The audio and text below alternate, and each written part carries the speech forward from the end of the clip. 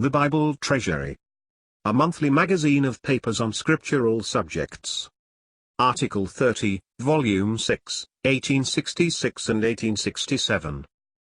He will swallow up death in victory. 1867 292. There would seem to be a difficulty from the position which the words "he will swallow up death in victory" occupy in the strain of the prophet Isaiah, which, containing many subjects, begins with Isaiah 13, and ends with Isaiah 27. But, as usual, every difficulty of Scripture serves only as an occasion to discover its perfection. The difficulty is that, according to the order in which the prophet brings the statement into his strain, Isaiah 25 verse 8, the event would seem to follow the great crash of universal judgment related in Isaiah 24, embracing, as it does, the world and all its systems, the host of the high ones on high, and the kings of the earth upon the earth. Yet we know that St. Paul applies the passage to the resurrection of the church, or first resurrection, embracing, of course, the saints of the Old Testament days. This event we know happens previously to this crisis of judgment detailed in Isaiah 24, introductory of the kingdom, a clear proof, by the way, that the church does not pass through the tribulation, her promise being that she would be kept from the hour of temptation which comes upon all the world, to try them that dwell upon the earth. Revelation 3 verse 10.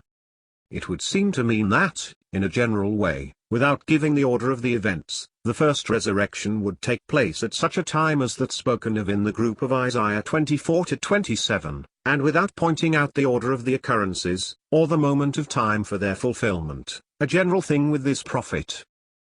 But the order is much more precise than this when we come to examine Revelation 20 verse 4.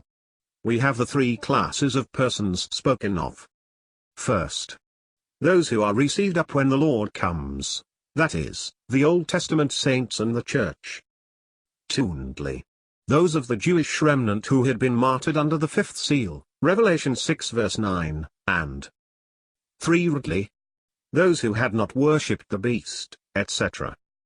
The last two classes would, of course, lose their lives, and with their lives the earthly blessings of the kingdom about to be established, and they receive, instead, a heavenly blessing, and a place in the first resurrection, having loved not their lives unto death.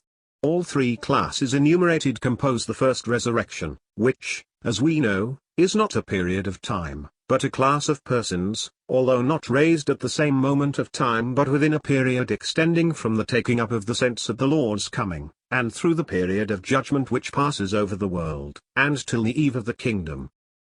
Now the last two classes not being raised at the same moment with the former, and being comprised especially of the slain remnant of the Jews, it is towards those the prophet Isaiah has his attention specially directed, forming as they do the prominent subject in his burthen. Hence the order in which we find them in Isaiah 25, after the judgment of the world, and at the time when the Lord establishes his kingdom in Zion.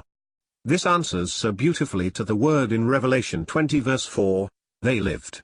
This word applying especially to the two latter classes, and reigned with Christ 1,000 years, while the first mentioned class was raised previously to the time when the crisis or tribulation took place. The mind of the Spirit in the prophet is chiefly occupied with these last mentioned classes, while Paul, who is the instrument used in the revelation of the higher and subsequently revealed truth of the church, uses the same passage when speaking of the resurrection of the saints who compose it when Christ comes. The passage thus embracing all those of the first resurrection, and the order of resurrection of the Jewish prophet having in primary view the slain ones of the Jewish remnant who are raised last in order of time, and at the closing moment of the events related in Isaiah 24 to 27. F. G. Patterson.